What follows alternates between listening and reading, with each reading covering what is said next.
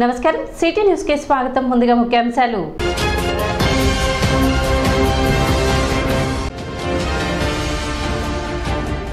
Congress party Tenali assembly నియోజకవర్గ అభ్యర్థిగా nomination దాఖలు చేసిన డాక్టర్ చందు సాంబశివుడు.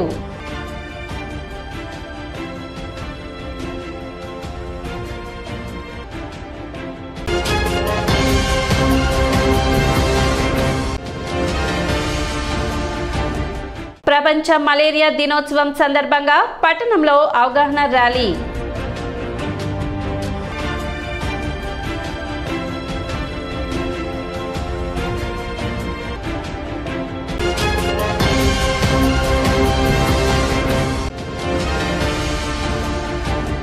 ప్రతి ఒక్కరూ మే 13వ తేదీన జరిగే ఎన్నికల్లో ఓటు హక్కు వినియోగించుకోవాలి. కమిషనర్ బండి శేషన్న పిలుపు.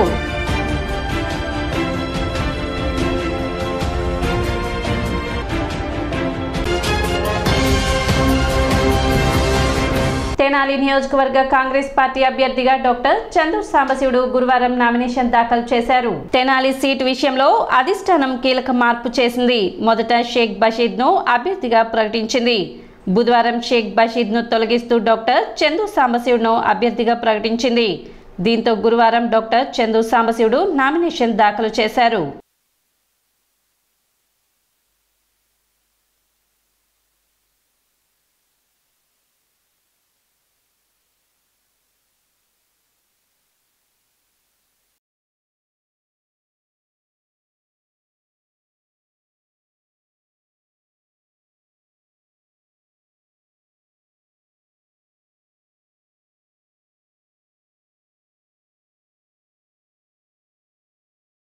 ఈ రోజున మా జాతీయ కాంగ్రెస్ పార్టీ తరఫున తెనాలి అసెంబ్లీకి నామినేషన్ దాఖలు చేయటం జరిగింది. రాత్రి all India Congress committee circular release ద్వారా నన్ను ఇంతకుముందు ఇచ్చిన వాళ్ళ ప్లేసులో వాళ్ళని కాదని చెప్పేసి మాకు లిస్ట్ పేరు ఇవ్వటం జరిగింది. తదనుగుణంగా ఈరోజు నామినేషన్ వేయటం జరిగింది. ఈ ఎలక్షన్స్ సామాన్యమైనటువంటి ఎలక్షన్లు కాదు. ఈ భారతదేశంలో స్వాతంత్రం వచ్చిన కాడి నుంచి డెమోక్రసీని కాపాడుకుంటూ అన్ని మతాలకి, కులాలకి, వర్గాలకి న్యాయం చేసుకుంటూ వచ్చింది కాంగ్రెస్ పార్టీ. ఎక్కువ కాలం పరిపాలించింది. ఈ ఎలక్షన్లో ఈ డెమోక్రసీని ఛాలెంజ్ చేసేటువంటి రోజులు వచ్చినాయి. అది మా ఏఐసిసి ప్రెసిడెంట్ గారు చెప్పినట్టుగా కూడా ఎలా గనక ప్రజలు అప్రమత్తం అవకపోతే బాబాసాహెబ్ అంబేద్కర్ గారు కాంగ్రెస్ పార్టీ సారథ్యంలో ఇప్పుడు రాజ్యాంగం రచించారో ఆ రాజ్యాంగం అమలవుతుందో దాని ప్రకారంగా ప్రజాస్వామ్యం కానీ స్వయం ప్రతిపత్తి సంస్థలు కానీ నిలబడాలంటే తప్పనిసరిగా ఇండియా కూటమి ఈసారి కేంద్రంలో అధికారాలకు రావాల్సిన ఆవశ్యకత ఎంతైనా ఉంది.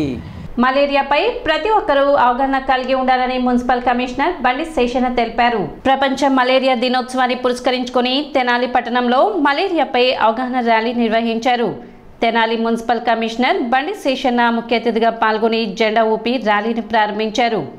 మలేరియా సబ్ యూనిట్ కార్యాలయం నుండి తెనాలిలోని శివాజీ చౌక్ నుండి ఎన్జిఓ కళ్యాణ మండపం రోడ్డు మీదుగా ఈ ర్యాలీలో కరపత్రాలు పంపిణీ చేశారు. మలేరియాపై అవగాహన నినాదాలు చేస్తూ ముందుకు సాగారు. ఈ కార్యక్రమం యొక్క ఆవశ్యకతను వివరించారు. ప్రజలు మలేరియా వ్యాధిని గురించి మరియు దోమల వ్యాధిని ఎలా వ్యాప్తి చెందిస్తున్నాయో అన్న విషయాలను గురించి అవగాహన కలిగి ఉండాలని కోరారు. 2027 నాటికి భారతదేశంలో మలేరియా 0 కేసులు కావాలని, 2030 నాటికి మలేరియాను నిర్మూలించాలని లక్ష్యంగా పెట్టుకున్నామని, ఈ లక్ష్య సాధన ప్రజల భాగస్వామ్యంతోనే సాధ్యపడుతుందని తెలిపారు. కార్యక్రమంలో municipal health officer doctor Karamuru Helen Nirmala, Nandulapeta వైద్యాధికారిని డాక్టర్ బీబీ జాన్, తెనాలి పట్టణ సహాయ మలేరియా అధికారి చిరసాని ప్రభాకర్ రెడ్డి, ఆరోగ్య విస్తరణ అధికారి అందే బాలచంద్రమౌళి, తెనాలి పట్టణ మరియు సబ్ యూనిట్ అధికారి శ్రీకంఠ ఉమాకాంత్, లెప్రసీ విభాగ DPMO Sam, ophthalmic assistant Vinod, TB విభాగ సూపర్వైజర్ రవికుమార్, మలేరియా ఫైలేరియా విభాగ supervisors Bandaru Malleswararao, Dasari Malleswararao, Tiruvidhula Sivarama Prasad, leprosy society coordinator Ramana, ఆరోగ్య కార్యకర్తలు, మహిళా ఆరోగ్య పర్యవేక్షకులు, ఆశా కార్యకర్తలు, మార్తా కాలేజ్ ఆఫ్ నర్సింగ్ విద్యార్థులు తదితరులు పాల్గొన్నారు. అనంతరం శివాజీ చౌక్ వద్ద మానవహారం నిర్వహించి మలేరియాపై అవగాహన కల్పించారు. ఈరోజు ప్రపంచ మలేరియా దినోత్సవం. మనందరికీ తెలుసు, దీనికి సంబంధించినటువంటి మందు ఏదైతే ఉందో ఇది ఆంధ్రప్రదేశ్లోనే కనుగొనబడింది. ఫస్ట్ ఆంధ్రప్రదేశ్లోనే అంటే విడదీయరా అంటే యునైటెడ్ ఆంధ్రప్రదేశ్లో దీనికి సంబంధించినటువంటి మందు కనుగొనబడింది. మనందరం కూడా దోమల వల్ల బాధపడుతుంటాము. అయితే గమనించుకోవాల్సినటువంటి అంశం ఏంటంటే అందరం కూడా కొంత సెల్ఫ్ డిసిప్లైన్ పాటించాలి. సపోజు ఈ పట్టణంలో 2 లక్షల జనాభా ఉంటే కనుక ఈ శానిటేషన్కు సంబంధించినటువంటి అండ్ పబ్లిక్ హెల్త్ సంబంధించినటువంటి ఈ వర్కర్స్ ఒక 500 మంది ఉంటుంటారు. 500 మంది 2 లక్షల మందికి సర్వీస్ ఇచ్చేటువంటి క్రమంలో కొంత వెనుక ముందులు ఉంటాయి. అందువల్ల మున్సిపాలిటీతో పాటుగా పబ్లిక్ హెల్త్ డిపార్ట్మెంట్తో పాటుగా ప్రజలు కూడా మీరు మాకు సహకారం అందిస్తే కనుక అందరం కలిసి దోమల నుంచి ప్రజలను అందరం కూడా రక్షించుకోవచ్చు. జ్వరాల నుంచి కూడా మనందరం కూడా కాపాడబడవచ్చు. అందువల్ల మా యొక్క రిక్వెస్ట్ అంటే ఏంటనగా మున్సిపాలిటీ వారు అలాగే హెల్త్ డిపార్ట్మెంట్ వారు ఇచ్చేటువంటి సేవలను సద్వినియోగపరచుకోండి. అలాగే వాళ్ళు ఇచ్చేటువంటి సూచనలు ఏవైతే ఉన్నాయో వాటిని పాటిద్దాం. వరల్డ్ మలేరియా డే ప్రపంచవ్యాప్తంగా ఈ కార్యక్రమం WHO ఆదేశాల మేరకు జరుగుతుంది. 2008వ సంవత్సరం నుంచి ఈ ప్రోగ్రాంని నిర్వహిస్తున్నారు. ఈ ప్రోగ్రాం ముఖ్య ఉద్దేశం ఏంటంటే ప్రజల్లో మలేరియా గురించి అవగాహన కల్పించడం, అది రాకుండా జాగ్రత్తలు తీసుకునేట్టు ప్రజల్లో మనము అవగాహన మీ ద్వారా ప్రజల్లో ఒకరి నుంచి ఒకరికి హెల్త్ డిపార్ట్మెంట్ ద్వారా ప్రజల్లో మార్పు తీసుకురావడానికి ఈ ప్రోగ్రాం ఉద్దేశం ఏర్పాటు చేయడమైనది. ప్రజెంట్ మన దేశం ముఖ్య ఉద్దేశం మలేరియాను 2027కి నివారించాలని, 2030కి పూర్తిగా నిర్మూలించాలని ఉద్దేశంతో పనిచేస్తున్నాము. బట్టిప్రోలు మండల పాస్టర్స్ ఫెలోషిప్ కూడిక గురువారం అద్దేపల్లి గ్రామంలో జరిగింది. ఈ కార్యక్రమంలో బట్టిప్రోలు మండల పరిధిలోని ఫెలోషిప్, లూథరన్, బాప్టిస్ట్ వివిధ సంఘాల సంఘ కాపర్లు పాల్గొన్నారు. ఈ కార్యక్రమంలో మాజీ మంత్రి, పొలిట్ బ్యూరో సభ్యులు నక్కా ఆనంద్ బాబు మరియు బిషప్ కత్తెర సురేష్ పాల్గొన్నారు. వివిధ గ్రామాల నుంచి వచ్చిన సంఘ కాపర్లు రాబోయే ఎన్నికల్లో నక్కా ఆనంద్ బాబు విజయం సాధించాలని ప్రార్థనలు చేశారు.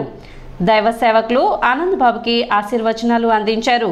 చంద్రబాబు నాయుడు గారి ఆశీస్సులతో 4వసారి మళ్ళా ఎమ్మెల్యేగా వేమూరు నియోజకవర్గం నుంచి పోటీ చేయబోతా ఉన్నారు. గతంలో 2 సార్లు ఎమ్మెల్యేగా గెలిచాను. మీ అందరి ఆదరాభిమానంతో, మీ అందరి ప్రార్థన దీవెనతో మంత్రిగా కూడా పనిచేశాను. ఆ రోజు చంద్రబాబు నాయుడు గారి ఆశీస్సులు, దేవుని కృప, ఖచ్చితంగా దేవుడిని నమ్మే వ్యక్తిని నేను. ఆయన ఆశీస్సులు, ఆయన కృప నా మీద కుమ్మరించాడని నమ్మేటువంటి వ్యక్తిని. ఎందుకంటే నేను చాలా చిన్నవాడిని. నన్ను ఎక్కడికి తీసుకెళ్ళాడో, ఎంత హెచ్చించాడో నాకు తెలుసు. కాబట్టి ఎప్పుడు కూడా మూలాలు మర్చిపోని వ్యక్తిని నేను. ఎక్కడున్నా పాత రోజులు ప్రతిరోజు నెమరు వేసుకునేటటువంటి వ్యక్తిని. ఆ దీంతోటే దేవుని మీద భక్తి తగ్గకుండా, భయం తగ్గకుండా, భయంతో వ్యవహరించే వ్యక్తిని. నేను చేసే ప్రతి క్రియ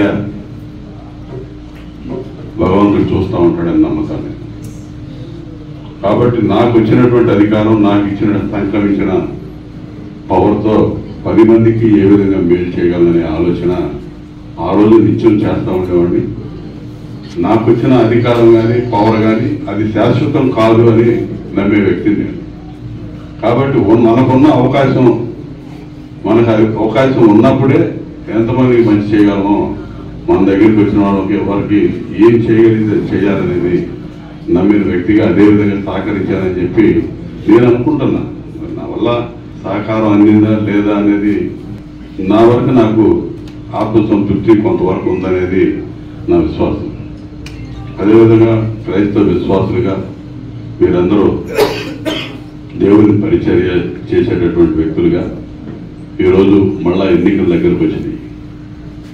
నాకు మళ్ళా ఇంకొక అవకాశం ఇవ్వమని చెప్పి మిమ్మల్ని అభ్యర్థిస్తా ఉన్నా. చర్చెస్ ఒక సమూహం, మీరందరూ కూడా ప్రతిరోజు ప్రజలతో మమేకమై ప్రార్థనలో జీవనం సాగిస్తారు.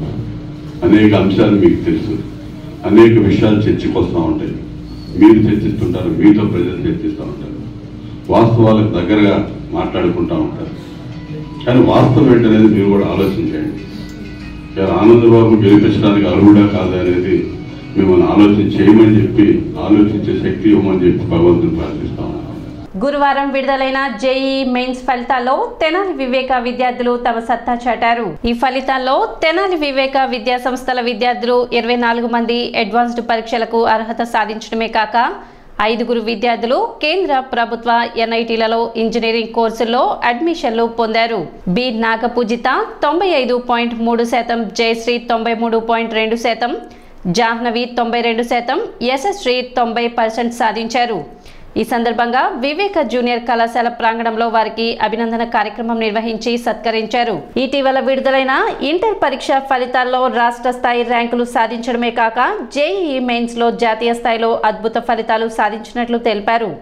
కార్యక్రమంలో విద్యా సంస్థల executive directors Ramaraju, Venkataratnam, principals Jyothi, Brahmasri, సిఇఓలు ఉదయ్ కిరణ్, వెంకట్రామ్, ఐఐటి డీన్ శ్రీనివాస్, బాబురావు, అనురాధ, మురళి, రాంబాబు తదితరులు పాల్గొన్నారు. జేఈఈ మెయిన్స్ ఫలితాలని కేంద్ర ప్రభుత్వం విడుదల చేసింది. మనందరికీ తెలుసు, కేంద్ర ప్రభుత్వ ఆధ్వర్యంలో ఎన్టీఏ నేషనల్ టెస్టింగ్ ఏజెన్సీ అనేవారు భారతదేశంలో ఉన్నటువంటి ఇంటర్మీడియట్ చదివిన విద్యార్థులకి ఇంజనీరింగ్ కోర్సుల అడ్మిషన్స్ కోసం ఐఐటీలో కానివ్వండి, అలాగే ఎన్ఐటి అనేటువంటి ఇంజనీరింగ్ కాలేజీలో కానివ్వండి అడ్మిషన్లు పొందడం కోసం ప్రతి సంవత్సరం కూడా ఇంటర్ విద్యార్థులకు పరీక్ష నిర్వహిస్తారు. పరీక్షలు 2 సార్లు జరుపుతారు. జనవరి మాసంలో ఒకసారి, అలాగే ఏప్రిల్లో ఒకసారి జరుపుతారు. ఈ 2 జరిగిన తర్వాత అందులో క్వాలిఫై అయినటువంటి విద్యార్థులని జేఈఈ అడ్వాన్స్డ్ పరీక్షలకి అర్హత సాధన ప్రకటించి వాళ్ళకి మళ్ళీ పరీక్షలు జరిపి అప్పుడు ఐఐటీస్లో అడ్మిషన్స్ ఆ విద్యార్థులకు ఇస్తారు. అంటే ఇంజనీరింగ్లో ఈ 2 కాలేజెస్ అంటే ఐఐటీస్లో కానీ ఎన్ఐటీస్లో కానీ చదవటం అనేటువంటిది మరి ఇంటర్ విద్యార్థులకు ఒక కళ లాంటిది. అలాంటి పరీక్షలు ఈ సంవత్సరం జరిగాయి. వాటి యొక్క ఫలితాలు ఇప్పుడే ఇవ్వటం జరిగింది. దీనిలో మరి గమనించాల్సిన విషయం ఏంటంటే మన వివేక విద్యా సంస్థల విద్యార్థులు 24 మంది విద్యార్థులు జేఈఈ అడ్వాన్స్డ్ పరీక్షలకి ఎలిజిబిలిటీ సాధించారు అని చెప్పడానికి ఎంతో సంతోషిస్తూ ఉన్నాను. అలాగే 24 మందిలో ఒక 5 విద్యార్థులకి ఆల్రెడీ ఎన్ఐటీస్లో సీట్ వచ్చేటువంటి అవకాశం కూడా పొందారు. ఇప్పుడు ఒక చిన్న విరామం.